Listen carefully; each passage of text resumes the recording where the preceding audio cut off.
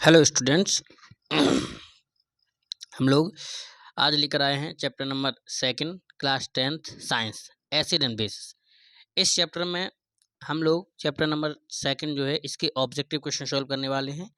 तो सभी लोग ध्यान से ऑब्जेक्टिव क्वेश्चन सॉल्व करेंगे। इस वीडियो को बड़े गौर से देखिए। जितने भी क्वेश्चन आप सॉल्व करते जाएंगे आपका रिविजन उतना ही अच्छा होता जाएगा। तो एक एक करके एक एक क्वेश्चनों पर ध्यान दिया जाएगा, एक एक क्वेश्चन पर चर्चा की जाएगी।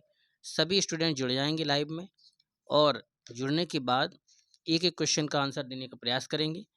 जैसे क्वेश्चन कंप्लीट होता है आज का कोशिश कीजिए जल्दी से जल्दी आंसर आपका आ जाए। पहला क्वेश्चन आपका है, बेकिंग सोडा बनाने के लिए उपयोग किया जाता है। जी हाँ, बेकिंग सोडा बनाने के लिए उपयोग किया जाता है। तो बेकिंग सोडा बनाने के लिए किस चीज़ का उपयोग किया जाता है?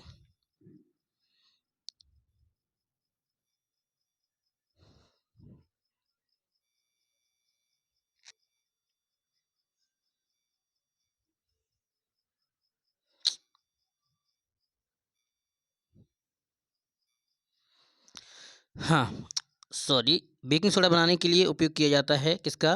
तो सबसे पहला इसका आंसर आता है खाने का सोडा। जी हाँ, बेकिंग सोडा बनाने के लिए प्रयोग करते हैं खाने का जो सोडा होता है, इसको हम बोलते हैं सोडियम बाइकार्बोनेट। इसी का प्रयोग बेकिंग सोडा बनाने में किया जाता है। क्वेश्चन नंबर सेकंड देखते हैं, अम्ल वे पदार्थ हैं जो, जी हाँ, नंबर एक, जल से अभिक्रिया करके हाइड्रोजन गैस उत्पन्न करते हैं।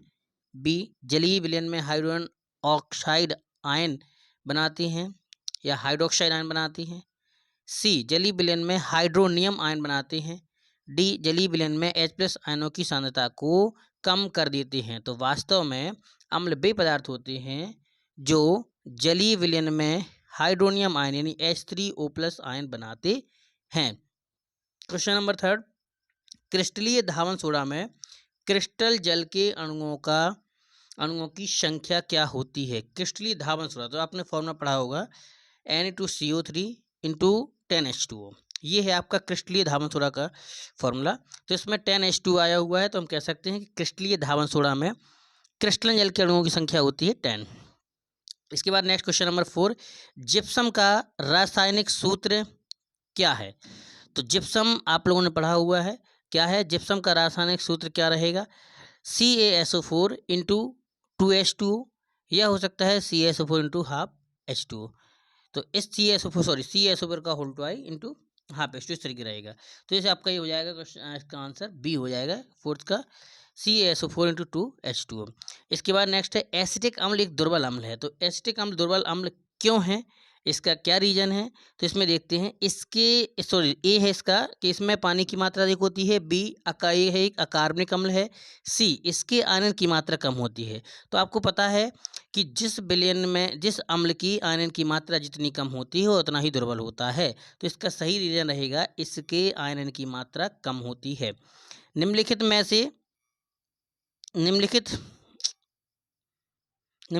से प्रबल अम्ल कौन सा है? जी हाँ, तो प्रबल अम्ल आप लोग पढ़ के ही तुरंत आपको देख के बता दिया होगा कि प्रबल अम्ल कौन है। तो आप जानते हैं H2SO4 सल्फ्यूरिक अम्ल। जी हाँ, नेक्स्ट सी दिया गया इसका आंसर। H2SO4 क्या है? एक प्रबल अम्ल है। इसके बाद अगला क्वेश्चन देखेंगे, वही क्वेश्चन रिपीट हुआ है। क्वेश्चन नंबर 6, कौन सा प्रबल अम्ल है? तो इसका आंसर आपको पता है क्या रहेगा? H2SO4 रहेगा। अब इसके बाद नेक्स्ट क्वेश्चन हम लोग देखते हैं कि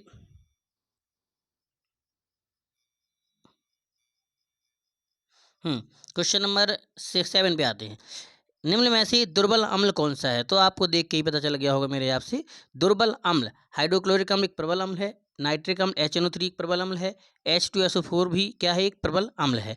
तब यहाँ क्या बचेगा? यहाँ बचेगा आपका HCN हाइड्रोजन साइनाइड, यह एक दुर्बल अम्ल है। इसके बाद क्वेश्चन नंबर 8, निम्नलिखित में प्रबल क्षार है। जी हाँ, प्रबल क्षार कौन कौन से रहेंगे? तो क्वेश्चन नंबर 8 का आंसर हो जाएगा बी, KOH पोटेशियम हाइड्रोक्साइड क्या है? एक प्रबल क्षार है। इसके बाद प्रबल अम्ल के जलीय विलयन में क्वेश्चन नंबर 9, प्रबल अम्ल के जलीय विलयन में किसका आधिक्य होता है? जी हाँ, तो प्रबल अम्ल जो होगा उसका जब हम जलीय विलयन बनाएंगे तो किसकी मात्रा सबसे अधिक रहेगी, ये कह सकते हैं। तो आपको साफ साफ दिख रहा है कि अम्ल में जलीय विलयन में जब कोई भी प्रबल अम्ल होगा उसका जलीय विलयन हम बनाएंगे तो उसमें H+ आयनों की सांद्रता सर्वाधिक रहने वाली है। जी हाँ, H+ आयनों की सांद्रता सर्वाधिक रहेगी। इसके बाद क्वेश्चन नंबर 10 पर आते हैं। उदासीन विलयन के लिए कौन सा कथन असत्य है? इसको हम लोग पढ़ने वाले हैं। उदासीन विलयन के लिए कौन सा कथन असत्य है? नंबर ए, हाइड्रोजन आयन सांद्रण का मान 10⁻⁷ मोल प्रति लीटर होता है। हाइड्रोजन आयन सांद्रण का मान 10⁻⁷ मोल प्रति लीटर होता है। हाइड्रोक्साइड और हाइड्रोजन डिफरेंस हो जाएगा। पीएच मान इसका 0 रहता है या पीएच मान 7 रहता है। तो सबसे डेफिनेट रीजन रहेगा कि उदासीन विलयन के लिए कौन सा कथन असत्य है, गलत कथन लाना है आपको। तो ये पीएच मान 0 अगर रहेगा तो विलयन बहुत अधिक अम्लीय हो जाएगा उस स्थिति में, और यहाँ पे हमें चाहिए उदासीन विलयन। तो इस हिसाब से ये तीनों जो राइट हैं, केवल जो ये सी है ये इसका क्या हो जाएगा, रॉन्ग हो जाएगा, गलत है। पीएच मान 0 कभी भी नहीं हो सकता।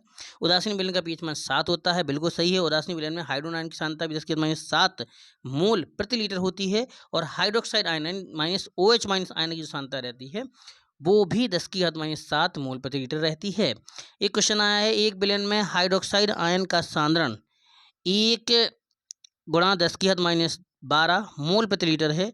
इस विलयन का पीएच मान ज्ञात कीजिए। तो इस विलयन का पीएच मान आप कैसे ज्ञात करेंगे, कितना आएगा? तो आप इसको सब क्वेश्चन है, छोटा सा क्वेश्चन है, इसको सॉल्व करेंगे सिंपल मेथड से।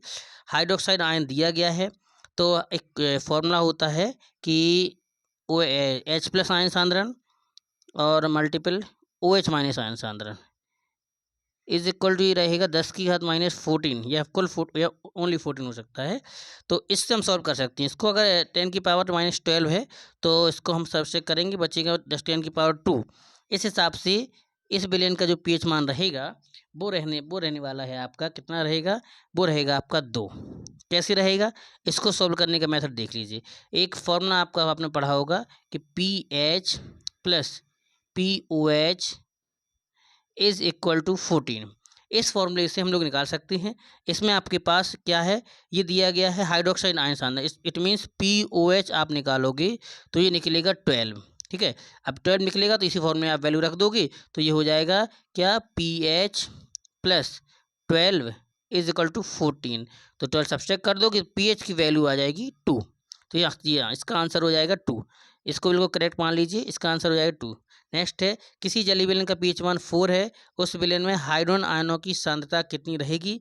तो आपको ये बहुत ही सिंपल सा क्वेश्चन दिया गया है।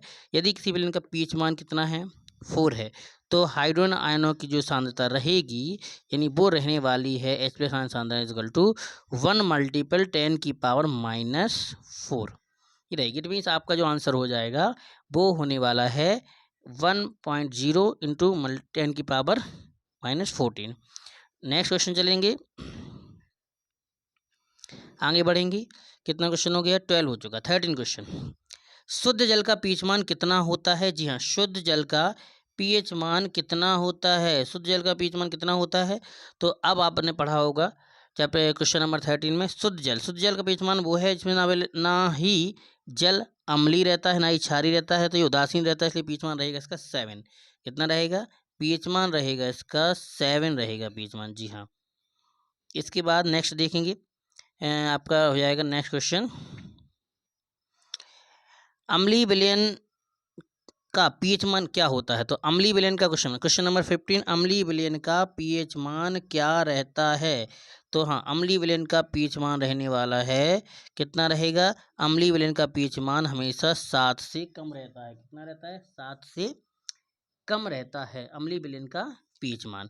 इसके बाद नेक्स्ट क्वेश्चन देखेंगे, क्वेश्चन नंबर 14 आएगा आपका। तो इसमें देख लेंगे हम लोग, एक हाइड्रोक्लोरिक अम्ल की शक्ति 10⁻⁻2 N है, इस विलयन का पीएच मान ज्ञात कीजिए। तो इस जब अगर हाइड्रोक्लोरिक अम्ल की शक्ति यानी H+ की सांद्रता कितनी आ रही है, 2 आ रही है, तो इस विलयन का पीएच मान कितना होगा? तो आप यहीं तो सीधा फॉर्मूला इसका लगता है कि ये यहाँ पे दिया गया हाइड्रोक्लोरिक अम्ल की शक्ति, इट मीन्स इसका दिया गया है कि H+ आयन सांद्रण इज इक्वल टू 10⁻⁻2। इसका पीएच सॉल्व करोगे तो ये आएगा सीधा 2 आ जाएगा। तो इसका आंसर आपका होने वाला है कौन सा, बी आंसर हो जाएगा इसका। इसके बाद है नेक्स्ट H2S विलेन का पीएच मान कितना होता है, हाइड्रोजन सल्फाइड का पीएच मान कितना होता है, तो ये भी आपका होने वाला है। हाइड्रोजन सल्फाइड क्या है, इसका पीएच मान रहता है 7 से कम अम्लीय है। नेक्स्ट क्वेश्चन आता है आपके पास, ABCD हाइड्रोबिलेनों के पीएच मान क्रमशः 11, 9.5, 3.5 तो 6.5 है। इनमें सर्वाधिक क्षारीय कौन होगा, तो आपको देखने से ही पता चल रहा होगा सर्वाधिक क्षारीय जिसका पीएच मान 7 से ज़्यादा है तो सब क्षारीय रहती हैं, जिसका जितना ज़्यादा वो उतना ज़्यादा क्षारीय रहती है। ए का पीएच मान 11 है, इट मीन्स 11 इसका आंसर हो जाएगा कि 11 सबसे अधिक, जब पीएच मान 11 रहेगा तो सबसे अधिक क्षारीय होगा। क्षारीय विलयन में फिनोप्थलीन सूचक का रंग कैसा होता है, क्वेश्चन नंबर 19, क्षारीय विलयन में फिनोप्थलीन सूचक का रंग कैसा होता है, तो हम सभी जानते हैं कि क्षारीय विलयन में फिनोप्थलीन सूचक का रंग रहता है लाल। जी हाँ, ध्यान रखिए, रेड रहता है। क्षारीय विलयन में फिनोप्थलीन सूचक का जो रंग रहता है वो रेड रहता है। नेक्स्ट क्वेश्चन आती हैं, क्षारीय विलयन में मैथिल ऑरेंज का रंग कैसा रहता है, तो क्षारीय विलयन में मैथिल ऑरेंज का रंग रहता है पीला। इसके बाद नेक्स्ट क्वेश्चन रहेगा, प्रबल अम्लीय विलयन में मैथिल ऑरेंज का रंग कैसा रहता है, प्रबल अम्लीय विलयन में मैथिल ऑरेंज का रंग रहता है लाल। क्षारीय विलयन में मैथिल ऑरेंज का रंग पीला रहेगा, प्रबल अम्लीय विलयन में मैथिल ऑरेंज का रंग लाल रहेगा। इसके बाद क्वेश्चन नंबर 22, निम्नलिखित में से अम्लीय लवण है, अम्लीय लवण कौन है, तो इसको हम लोग देखेंगे। तो इसमें आपका दिया गया है सोडियम बाइसल्फेट यानी NaHSO4, ये क्या है, प्रबल अम्लीय, सॉरी इससे क्या है, अम्लीय लवण है एक। इसके बाद नेक्स्ट क्वेश्चन रहेगा, संकर लवण, संकर लवण क्या होते हैं, जब एक से अधिक यौगिकों को, संकर लवण क्या होते हैं, संकर लवण, संकर लवण का मतलब होता है जब एक से अधिक यौगिकों को एक साथ एक ब्रैकेट बन करके लिखा जाता है, कई यौगिकों को उनको जोड़ के लिखा जाता है, कुछ उसके बाहर कंपाउंड रखी जाती हैं, तो हम कह सकते हैं कि जब एक कंपाउंड एक किसी भी तत्व से अन्य तत्व किसी प्रकार से जुड़े हों और एक बड़ा यौगिक बनाते हैं तो उसको हम संकर लवण बोलते हैं। यहाँ पर हम देख रहे हैं क्वेश्चन नंबर 23 में संकर लवण है, तो 23 में आपका संकर लवण दिया गया है Na3FeCN का होल 6, ये दिया गया C, ये आपका इसका आंसर हो जाएगा। क्वेश्चन नंबर 14 क्या रहेगा, किसी विलयन की मोल प्रति लीटर में हाइड्रोजन आयन सांद्रता 10⁻⁻1 है, इसका पीएच मान क्या होगा, हाइड्रोजन आयन सांद्रता दी गई है, मतलब दिया गया है H+ आयन की सांद्रता कितनी दी गई है, 10⁻⁻1, पीएच मान क्या होगा, पीएच मान भी रहेगा 1, ज़्यादा सोचने वाली कोई बात नहीं है। इसका पीएच मान कितना रहेगा, तो इसका 24 में का आंसर हो जाएगा आपका पीएच मान रहेगा 1।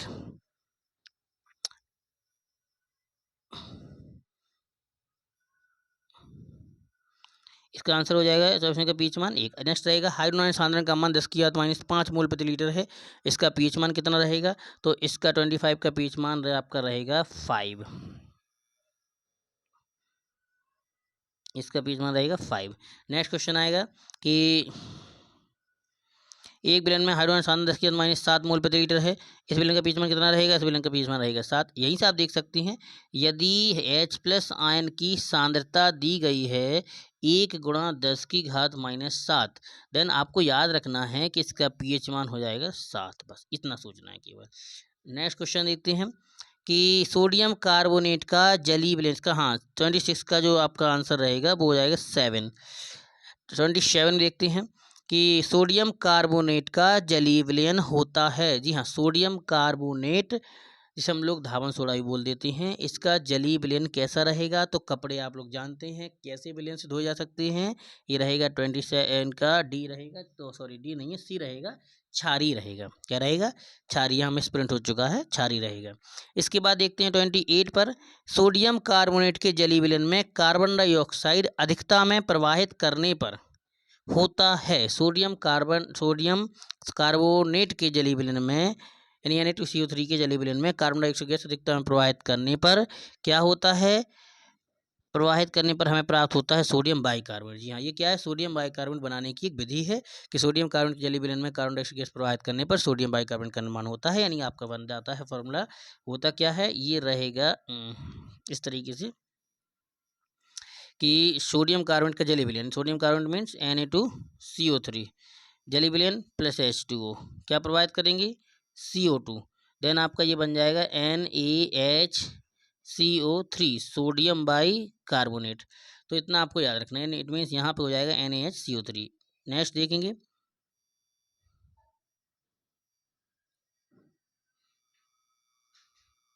29। जी हाँ, 29 देखें कि ऑक्सैलिक अम्ल का प्राकृतिक स्रोत क्या है। जी हाँ, ऑक्सैलिक अम्ल, आपको एक बात समझना होगी कि जो पेशेंट होते हैं जिनके बॉडी में किडनी में स्टोन बनने लगती है, तो स्टोन बनने का मुख्य कारण होता है ऑक्सैलिक अम्ल। अब ऑक्सैलिक अम्ल किस चीज़ में पाया जाता है, तो सबसे ज़्यादा ऑक्सैलिक अम्ल की जो मात्रा होती है, जो हम लोग जिन चीज़ों को हम लोग खाते हैं वो रहती है टमाटर में। जी हाँ, टोमेटो जो होता है, टमाटर जो होता है, इसमें ऑक्सैलिक अम्ल सबसे अधिक मात्रा में पाया जाता है, प्राकृतिक स्रोत के हिसाब से कहा जाता है।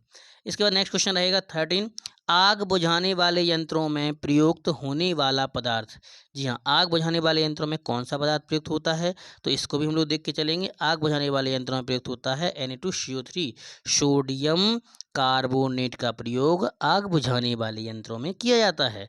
नेक्स्ट अगला क्वेश्चन देखेंगे 31, विरंजक चूर्ण पर तनु सल्फ्यूरिक अम्ल की क्रिया से गैस निकलती है कौन सी। विरंजक चूर्ण CaOCl2 किसकी क्रिया कराएंगे, तनु सल्फ्यूरिक अम्ल यानी H2SO4 की क्रिया कराएंगे, तब कौन सी गैस निकलती है। देन देखेंगे अगर इसकी हम क्रिया कराते हैं CaOCl2 की, तो इसमें आपकी गैस निकलती है कौन सी, क्लोरीन गैस।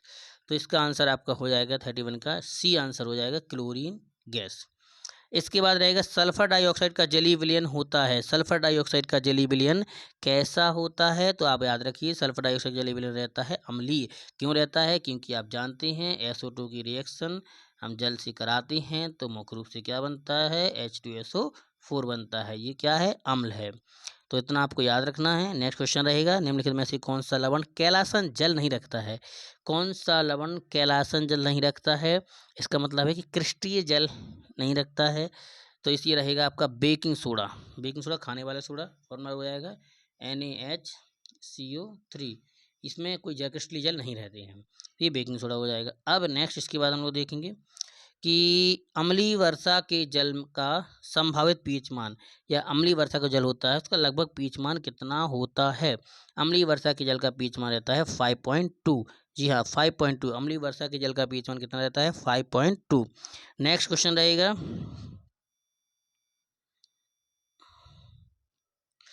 क्षारक के साथ हल्दी का रंग। हल्दी जो होती है इसको जब हम क्षारक के साथ, आप लोगों ने गांव में देखा होगा जब किसी बच्चे को चोट लग जाती है तो उसके शरीर पर हल्दी लगाया जाता है, हल्दी के साथ चूना भी मिक्स किया जाता है, तो चूना क्या होता है, क्षार होता है। तो आप ये समझ ही गए होंगे कि रंग कैसा हो जाएगा, भूरा लाल हो जाएगा जब भी हम चूने के साथ हल्दी को लगाते हैं, क्योंकि चूना क्या होता है, क्षार होता है। तो क्षारक कह सकते हैं इसको। क्षारक के साथ हल्दी का रंग कैसा होता है, जैसा दिखाई देता है हम बोल देंगे कैसा रहेगा, ये रहेगा भूरा लाल रहेगा। जब भी चोट लग जाती है बच्चों को गांव में तब इसका प्रयोग करती हैं। इसके बाद है किसी विलयन का पीएच मान 3 है तो विलयन कैसा रहेगा। तो आपको पता है यदि विलयन का पीएच मान 7 से कम होता है तो विलयन अम्लीय होता जाता है। जितना ज़्यादा कम होगा विलयन उतना ही अम्लीय होगा। इस हिसाब से इसका पीएच मान क्या हो जाएगा, पीएच मान इसका रहेगा अम्लीय। क्या रहेगा, अम्लीय रहेगा। नेक्स्ट देखेंगे यदि किसी विलयन का पीएच मान, अभी ये क्वेश्चन नहीं दिख रहा, थोड़ा मिसप्रिंट हो चुका है। नेक्स्ट क्वेश्चन देख लेते हैं हम लोग। ये यो 36 से देखेंगे, 37 से देखेंगे। सल्फ्यूरिक अम्ल में अम्लीय हाइड्रोजन परमाणुओं की संख्या कितनी होती है। सल्फ्यूरिक अम्ल में अम्लीय हाइड्रोजन परमाणुओं की संख्या कितनी होती है, 37।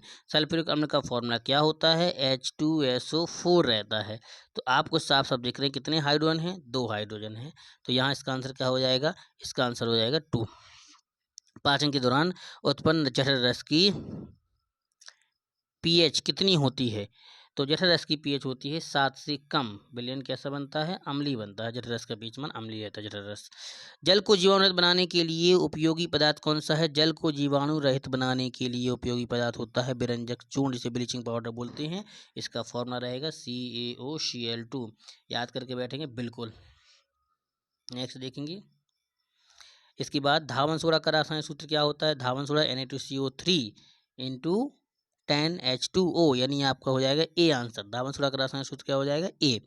इसके बाद आता है प्लास्टर ऑफ पेरिस का सही सूत्र क्या है। तो प्लास्टर ऑफ पेरिस का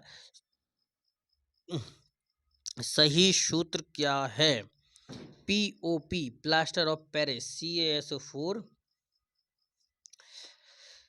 प्लास्टर ऑफ पेरिस का सही सूत्र हो जाएगा CaSO4 प्लास्टर ऑफ पेरिस। इसके बाद ताजे दूध का पीएच मान, ताजे दूध का पीएच मान कितना होता है? तो ये रहे ताजे दूध का पीएच मान 6 है। दही बन जाने पर पीएच मान कितना होता है? तो 42 को इसको हम देखेंगे। ताजे दूध का पीएच मान अगर 6 है, दही बनने पर इसका पीएच मान 7 से अधिक नहीं होगा। ताजे दूध का पीएच मान कितना है? ताजे दूध का पीएच मान 6 है। यदि दही बन जाने पर इसका पीएच होगा, दही बन जाने पर, दही क्या होता है? अम्लीय होता है, तो पीएच मान रहेगा 7 से कम, यानी 6 सकते हैं, इसमें नहीं रहेगा, 6 से कम रहेगा। और इसमें भी आपका प्लास्टर ऑफ पेरिस POP, ये थोड़ा सा इसको देख लेंगे क्वेश्चन नंबर 41 को, कि प्लास्टर ऑफ पेरिस का फॉर्मूला क्या होता है। जी हाँ, प्लास्टर ऑफ पेरिस क्या है? वही पदार्थ है जिसके जो जिप्सम से इसको बनाया जाता है, और वापस हम इसको क्या कर सकते हैं? जिप्सम में चेंज भी कर सकते हैं। दोनों में केवल जल की जो रिएक्शन रहती है उसका खेल रहता है। और ये एक इम्पोर्टेंट क्वेश्चन भी है प्लास्टर ऑफ पेरिस का, तो इसको सब लोग बड़े ध्यान से पढ़ के जाएंगे। प्लास्टर ऑफ पेरिस, जी हाँ, POP, घरों में आपने सुना होगा जो पुट्टी वगैरह होती है वो भी इसी से होती है। तो प्लास्टर ऑफ पेरिस का सही सूत्र आपका हो जाएगा CaSO4 इंटू हाफ H2O। मैंने अभी शायद गलत बोल दिया, तो ये नहीं रहेगा, इसका आंसर रहेगा C। आप लोग याद रख रखेंगे, प्लास्टर ऑफ पेरिस का फॉर्मूला रहेगा CaSO4 इंटू हाफ H2O। और यहाँ पर जो आंसर दिया गया है आपको, ताजे दूध का पीएच मान 6 है, अगर दही बन जाने पर हो जाएगा 6 से कम हो जाएगा। Thank you. वीडियो देखने के लिए बहुत बहुत धन्यवाद। सभी लोग चैनल को सब्सक्राइब करें। ऐसे ही मज़ेदार वीडियो देखने के लिए एक एक करके सारी साइंस आपको इस तरीके से कंप्लीट कराई जाएगी। Thank you.